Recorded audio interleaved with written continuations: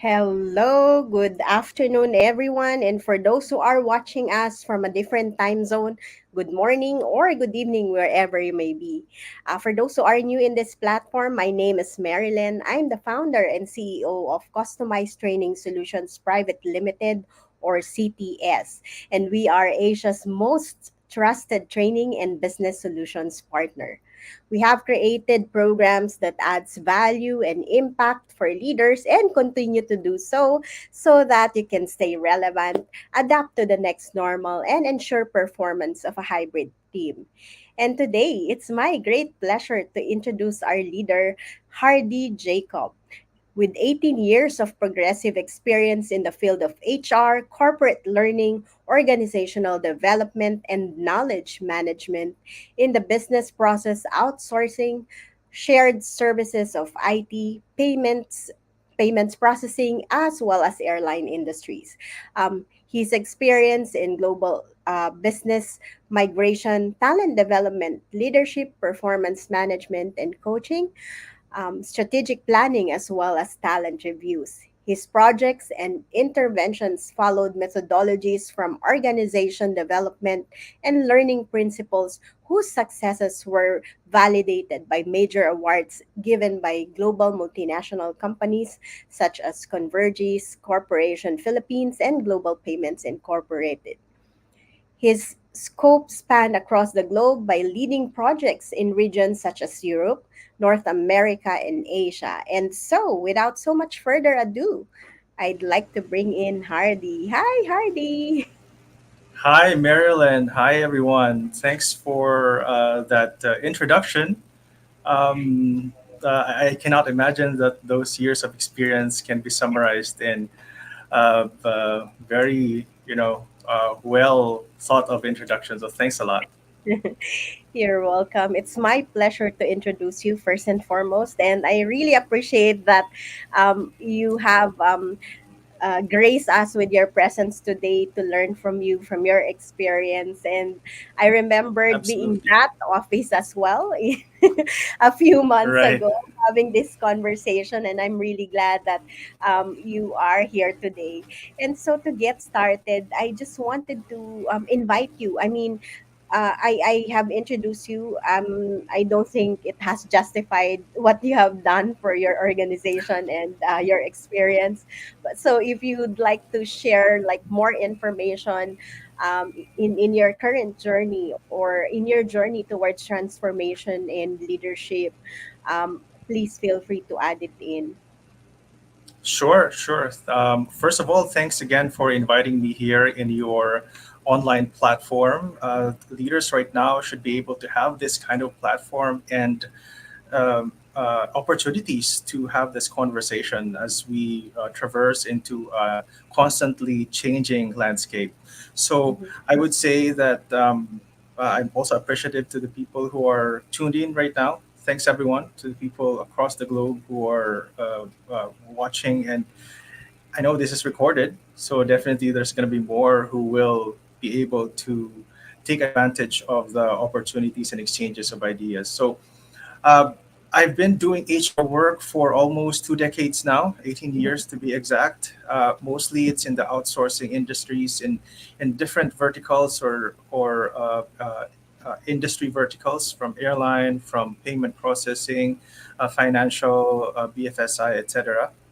So um, this my experience spans into creating and establishing HR processes in Mhm. different parts of the world. So these are processes that are related to strategic people programs. I remember one of the major projects that I had is to set up the knowledge management program of one entity in Mexico. I also had programs in developing the engagement platform, learning management system, L&D curriculum for countries in Europe and in Asia Pacific. So it's mostly about being a generalist into supporting people in organizations, especially in the private sector. And right now, I'm associated with an organization called East Vantage, for the managed services organization, who is also in the outsourcing manpower industry. So, yeah. Thank you so much for adding to that introduction. And I'd like to say hi to Amal for joining us live today. And for all those who are watching us live today, feel free to join us in this conversation. This is not just about me interviewing Hardy, but you can join us by asking your questions, sharing with us your takeaway throughout this conversation. So, I'd like to ask you then, who are your influencers? What are your favorite leadership styles, if you have any, that leads you how you define what leadership is for you today? Yeah, right. You see, leadership is a very has a very broad spectrum, so it can be defined differently depending on one's experience, one's principles in life, the schools that we went through, and our upbringing. But it's a common conversation across any industry, from both private sector and even the public sector, because uh, organizations and communities should be led by a leader. So hence, it's mostly a common topic. My influencers, especially in business management and leadership, are from two famous authors. Mhm, I have books that I read that are authored by John Maxwell. So mhm, one of his books that I love the most is Failing Forward. So it's how you fail. It's not about how you fail. It's how you learn from your failures and you move forward with it so that you can become successful and develop yourself further up until you get into that ideal state of the better version of you. So I love those principles and leadership, uh, styles that he has taught in his books, because that it's universal. It's something that people can always look back to, and it's timeless because these topics normally would come up day on day. Because the challenges are also almost the same, even in different kinds of generations and situations. It's just that the environment and the situation are different. However, the style can be the same. Another leader and actually author that I look up to is Stephen Covey. So the very classic Seven Habits is always there, something that's not only influences leaders in the corporate world, but also is life changing for people. It's very pragmatic and it's easy to implement. That said, I would say that my leadership style is very practical. So whatever works as of the moment to the people that I manage, the organization that I work with, if it works and works for the better, for the growth of the people, then that's the way to go. And that's also how agility and agile principles are. We don't wait for the end of the project so that we can implement things. We do things in an incremental manner so that mhm, we can immediately achieve outcomes and deliver results. In one way or in another, situational leadership is also one of my favorite, mhm, because it lets you wear different hats. As someone who is working as an HR professional for many years, I come up and encounter different types of people from different levels of the organization. And it's important that we tailor fit how we deal with a person that we're working with and the situation that we're into as of that particular moment. Hence, I'm really a good fan of situational leadership. In some sessions, even or learning sessions, I would volunteer to discuss it and then share my experiences about it because it's effective, at least from my end. your experience and perspective. So thank you so much for sharing that with us. I mean, when we talk about leadership, John Maxwell and obviously Stephen Covey are some of the top influencers that I would say Right? would we will always like hear about, right? Like, and then I love the reason why you've actually John Maxwell with his book failing Failing forward, forward. Yeah. failing forward, which is good because not a lot of leaders are actually welcoming mistakes, failures, and that's part of life, right? But Yeah. it's really like how you actually move forward again Exactly. after those failures, right? yes, we create we will have mistakes, we will have failures, but the thing that is important as a leader is like how do we actually learn from those and how do we move forward. So I really like Right. that reminder that you've shared, and your favorite life leadership styles are practical and at the same time situational, which are kind Exactly. of like when you listen to it, it's kind of like it's kind of contradicting, right? But it's that's how it is, right? You have to be Yeah. practical enough for people, your community, your organization to be able to actually be agile enough, be adaptive enough, like what you've mentioned, right? To be able to take action to those to those, right? Exactly. Because at the end of the day, leader is about influencing and ensuring that vision becomes a reality, right? So Exactly. it has to be practical enough for your team to be able to follow, but at the same time, like it's also situational, so it Exactly. depends on what's actually going on, who Yeah. are the people that you're Yeah. working with, right? So I really Yeah. appreciate how like you actually put together as well this both, like I would say, two contradicting uh Yeah. concepts, right? So thank you. And so that leads me to, I mean, in my introduction, I made mention about the next normal, the what, I mean, the pandemic that it has brought about as well. And you introduced that in your introduction, you have 18 years of BPO. And as we know, these are like mostly dominated by young leaders or are like, Right. uh, you have like the next generation in Hmm. your team a lot of times. So I'm just curious to know from your experience as a corporate leader, what would you say would be the top three problems that leaders do normally face? Hmm. Yeah. Right. So, in my organization alone, around 80% of our demographics, as far as our talents, are in the Gen Z generation. And we're not anymore talking about millennials anymore or the Gen Y, but we're now more into the new generation of workforce that are coming in into our companies. Mhm, And what I'm experiencing is that uh, we are in a world of instant. I call it an instant world. So see the YouTube videos now of before the videos there are around 15 to 30 minutes long or even an hour long. But we now mhm, have what we call as reels. In mhm, TikTok, in YouTube also there are reels wherein it only takes uh, 5 to even 5 seconds max for one to finish a reel. And we have products also that can instantly be created or utilized just so we can enjoy them either in food and beverage or anything in the market.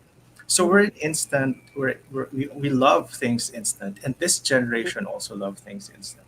Hence, that's one of the challenges, generational challenges that leaders in the corporate world need to adjust, and that's what we're mhm, doing also from our end. This constant conversation with our talents and employees should be done. As a matter mhm, of fact, this focus group discussion happening should be on a timely month on month or even week on week manner so that we know what are the things that's happening from the employees or talents end that can that are relevant as of the moment. It's important because what's relevant this month may not anymore be relevant next month. That's how fast paced this generation is, also. And this kind of data, as far as we're concerned, is important in making these changes and interventions to the challenges that we're facing as of the moment, mhm. specifically on the generational gap of having that uh, uh, uh, request of things being instant. That's one. Yes. The second is that since it's a fast-paced environment, talents should be able to cope up with the acceleration of business requirements. Mhm, So this is also where talent development and talent management would come in. That under the umbrella of HR, constant talent review should happen not only internally but also outside. What's relevant in the market? What are the talents that are niche, and what are those that can be automated, and what are those talents that can be developed internally? Uh, because what are what leaders are experiencing now, at least from my perspective, is that business is constantly changing and evolving, but talents and their development sometimes take time. So the talent doesn't match most of the time what is needed by the business. So the Mhm. strengthening of talent development is needed. And this is where your campus academies internally should be created, and this is where your passion will come in, Marilyn, right? So of Exactly. helping out organization and making people become better day on day on what they're on the best thing that they can do in their company. Um, and this should be done in a conscious effort by leaders in the organization, and should be part of the conversation in management committee meetings and in team meetings. And that's what's happening in my company and other companies that I've helped out as well, that these conversations should flow so that we can come up with the right solution to help our talents meet what is required by us as a business. At the end of the day, businesses are there to be able to provide the right product for the customer. Therefore, the ones who are taking care of the customer are the talents and the employees. In order for us to provide good customer support, we have to have the right, strong, capable talents. I think I'll Exactly. be able to just provide two challenges. The rest are, you know, for further discovery. Yeah. Okay, thank you so much for sharing these top problems. And I really hope I got that correctly. Let me put it in and flash it for you. So what I got from what you've shared in terms of the top problem is actually like more around communications, right? In an instant world, as you Yeah. mentioned, because like a lot of people are actually, especially in the like generation of the people that you mostly work with, right? As you mentioned, 80% of your population is actually Gen Z, and we are in a world where it's easy to find information anywhere, right? We have AI, we Right. have, Right. I mean, we have the internet of all of things and all those stuff. And of course, how do you actually communicate to make it relatable and relevant for them, right? And Yeah. the second one, which you've mentioned, and of course my favorite as well, because as you've mentioned, this is within my passion.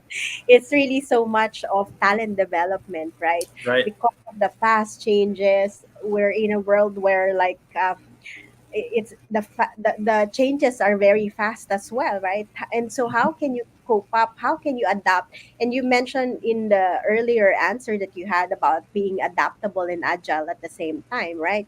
And so like how can you do that without having the right talent, first of all, and having the right development programs for the team to be able to cope up with all those changes and the needs of the organization aligned, Exactly. right? So thank you so much for Yeah. reminding that. And before I ask you my next question, Sure. actually, I just want to recognize and say hi to Sarada. She's saying good afternoon Hi, from Malaysia. Sarada. So Good we afternoon. have like international audience today. Thank you so much for joining us from the different countries where you are in. We have someone from Malaysia, and I'm assuming the other one is coming from somewhere in the Middle East. Perfect. So Yeah. thank you The- for joining us. I'm not seeing who's actually watching us from YouTube or from Facebook. So, hello and join us in this conversation once again. yeah. So, and of course, we don't want to leave our audience with these problems, right? So, I Right. would need your help to answer this next question on what are the important leadership capabilities or skills that you must have in the next normal to continue to lead more effectively. And Yeah, I also have like a follow-up question to that. And yeah. how would you relate that in your own experience, and or probably story or even case studies, examples based on your current experience and leadership role? Exactly. Well, one word comes up into my mind every time I encounter challenges in all the organizations that I've helped out, and with my current organization also. It's the word creative. Leadership should be more creative Mhm, in their ideas, in our interventions, and even our way of communicating and interacting with people in general.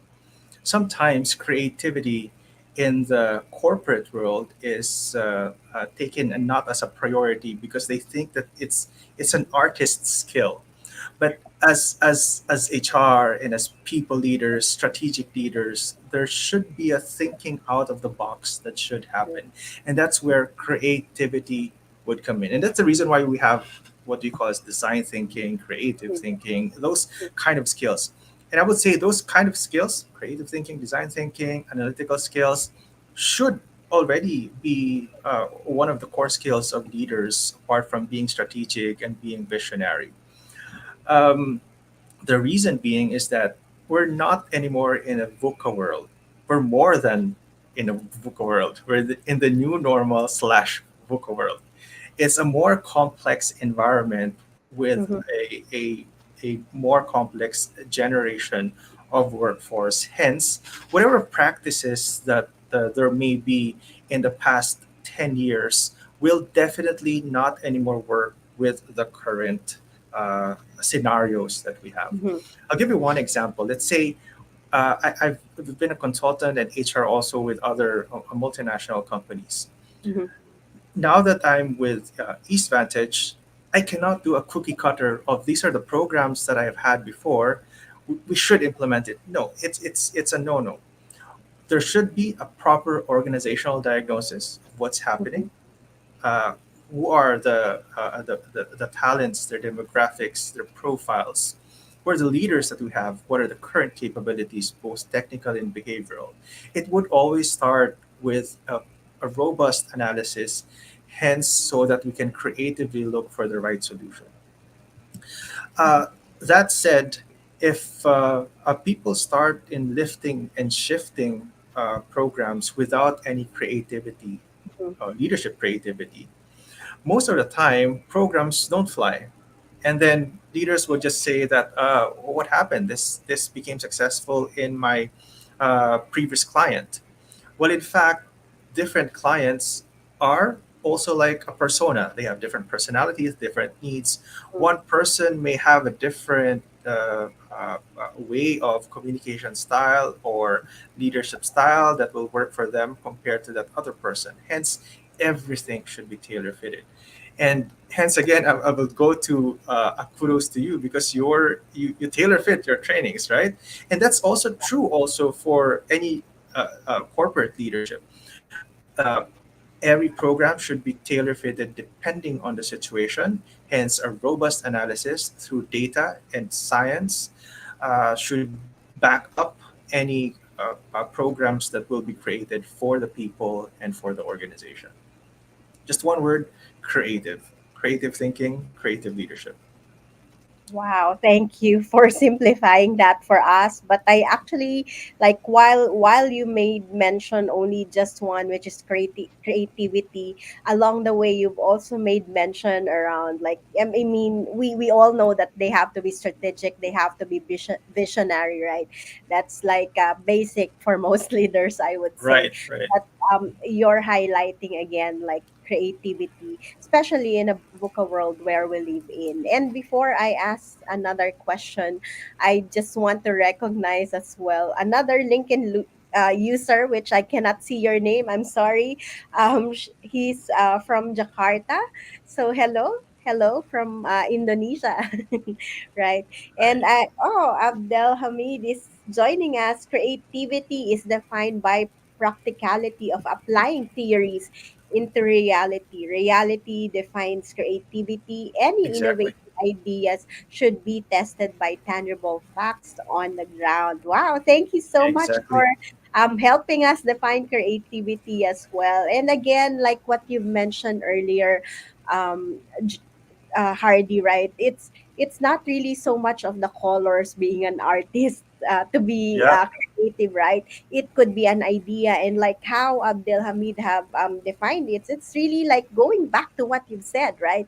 The Yeah. practicality part of it, right? How are Yeah. you going to apply that, right? Yeah. In your own situation, right? Yeah. So that And if I goes can yeah, and if I can interject and would acknowledge Abdul Hamid's idea, to Mhm. close the loop, the testing part is also very crucial. So you Yeah, have a creative idea, you've implemented it, you have to test it with the people, either if it's a system with the users or if it's a program with the talents that you will be implementing the program with. After the test, you have to get feedback. And this is where the interaction with the people will be coming in. yeah, Once you get the feedback, that's when your creativity also again would come in, your analysis, up until your exactly. program becomes better and better for your people in your organization. And that goes back again to what you've mentioned earlier, for having both practical and situational Exactly. leadership as your favorite styles, right? And also like being able to communicate that in order to be adaptive and agile enough for it as well. So it goes back to that, Exactly. and that's also the reason why, as you've mentioned, customizing that makes talent development more important for Mhm. the world today, right? Yeah. And not only just talent development, but being able to customize it for your team, for your people, for your leaders, right? Because without you being able to contextualize it, customize it, and co-create it with them, Yeah. the result will be put into waste, right? Exactly. At the end of I the day, the programs are for the people, for the talents exactly. that you have in the organization, whether it be you're in the public sector or the private sector. It's for the Hmm. people who are helping you out. It should make sense and should Hmm. be practical to the people that will be part of the program. If not, then it will take some time for it to become successful. That's Yeah. where the failures would come in. But then Hmm. again, we should know and learn from those failures and go forward.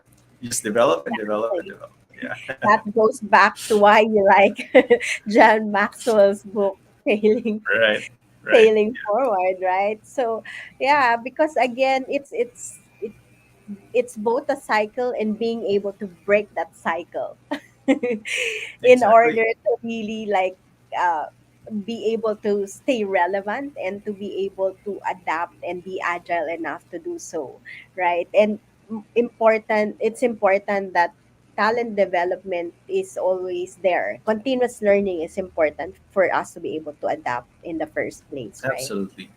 Yeah, Yeah, so thank you for that reminder again, and I really love that, especially that learning and development is my passion, and I know it's more difficult when we say or we talk about customizing programs, right? Because you right. really have to understand and somehow sometimes even test and monitor it, right? Exactly. So Yeah, and that's the common mistake as well for most organization. They fail to like monitor, to follow through, um, which is very important because that's the only way for you to make sure that whatever is learned has to be implemented, right? exactly. So Yeah, yes, yeah, yeah, that's what I see that is like commonly a mistake for most organization when it comes to talent development. So yeah, that leads me now. I mean, it's been a like meaty conversation, I would say, around talent development and leadership with you. And but at some point we had to end this conversation. So I'd like to ask you my last question. If you have a magic wand and can use it, what will you Hmm? do with it? This is a very open Hmm. question that I'm curious to know. What will you I would answer? I would say that if I have a magic wand, um, I would say that the most important and compelling reason for for me to be able to use that magic wand, Mm-hmm. am given, if I'm given that chance Mm-hmm. to let people in organization Mm-hmm. realize that we are part of a holistic system. So meaning, it's the butterfly effect. You know, if one person changes something, gets into a decision, have a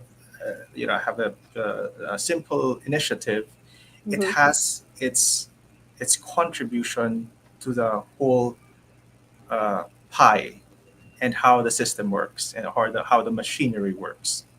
The reason why I'm saying that is because there is my observation as HR in past years is that I always remind and get into that point where I always remind and give insights and inspiration to people that your contribution matters.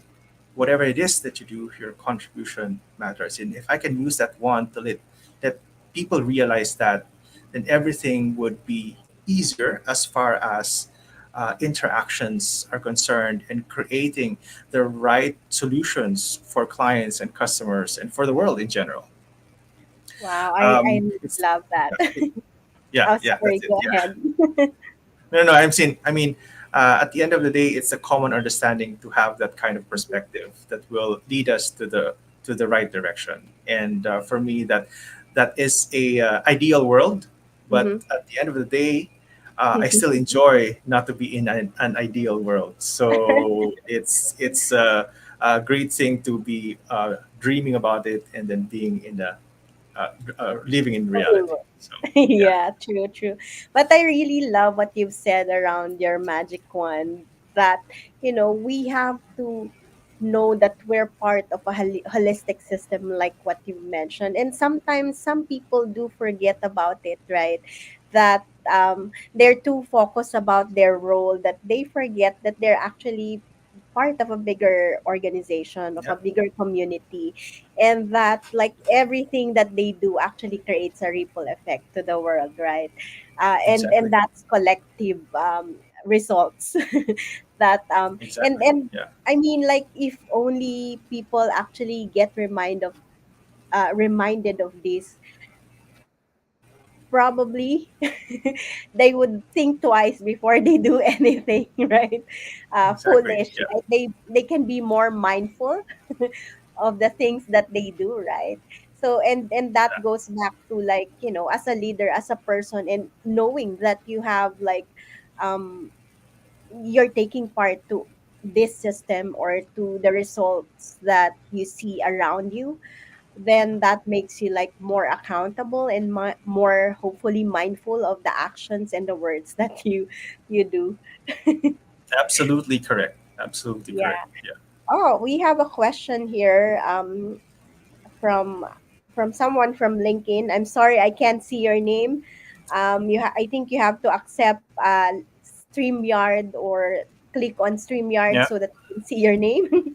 How do you create a learning mindset for a new leader? Wow, Abs- that's a That's a difficult very good. question. Yeah. Yeah. Difficult, but a very good question. It's also very relevant. So not only for leaders but across, learning is a personal accountability. So it's important that we inculcate to whoever that leader or whoever is going to learn, or the learner, that whatever it is that he or she will do or learn, Mm-hmm. go through as a learning path, is not for anyone else but him. It's a personal accountability. If you take masters, if you take certification, no one else will benefit from it but you. Your career, your own principles will change, your life will change in general. Hence, that's your with him, that's your what's in it for me.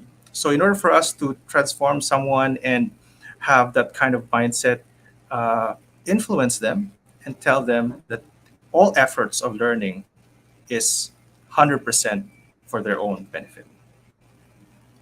Yes, very true. I love that. And sometimes some people do forget about it, right?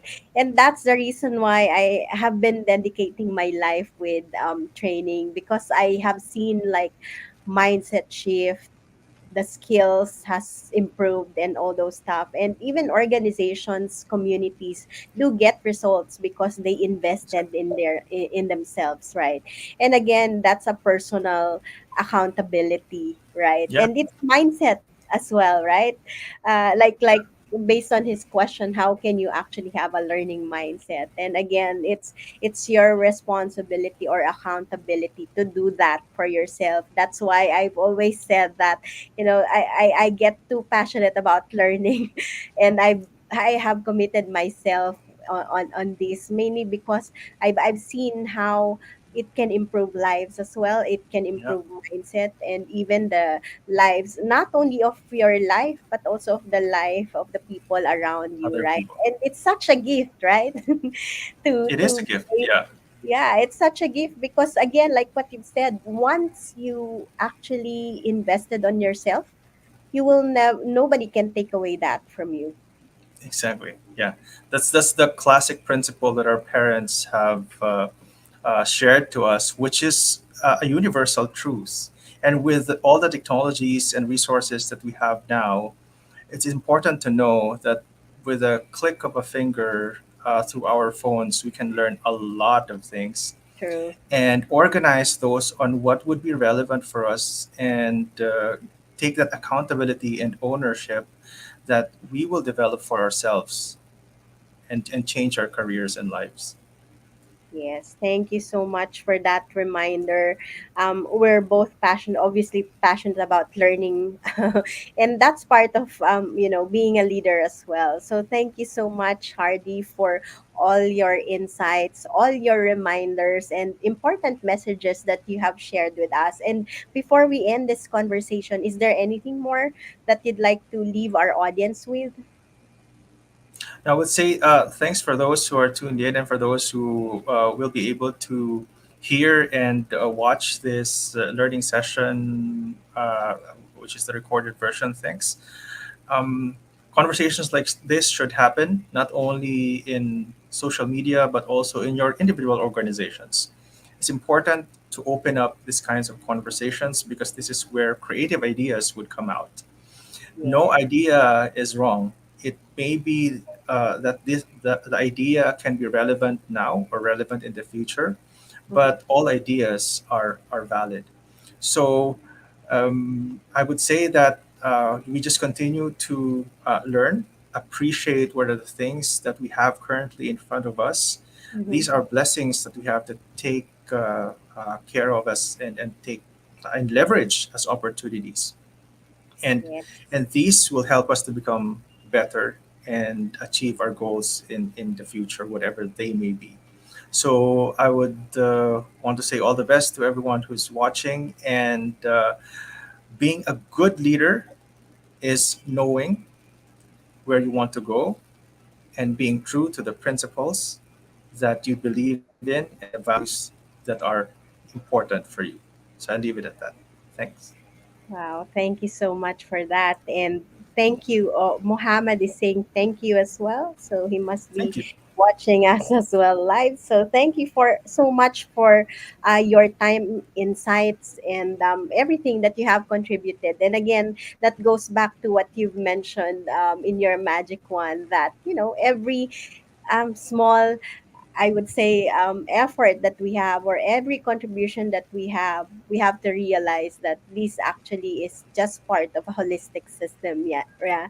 Yeah. So this activity would hopefully create a ripple effect to be reminded around learning, leadership, and its importance, right?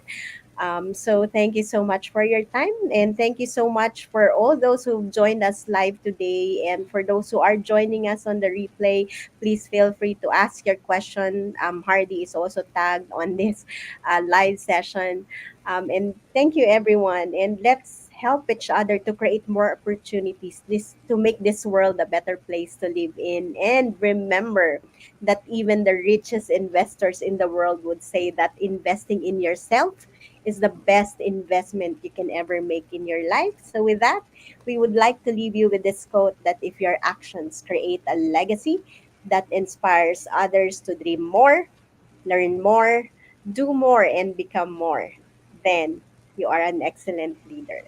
Thank you so much and bye for now. Thank you for being our excellent leader today, Hardy. Have a good Thanks, day. Marilyn. Thanks, everyone. Bye.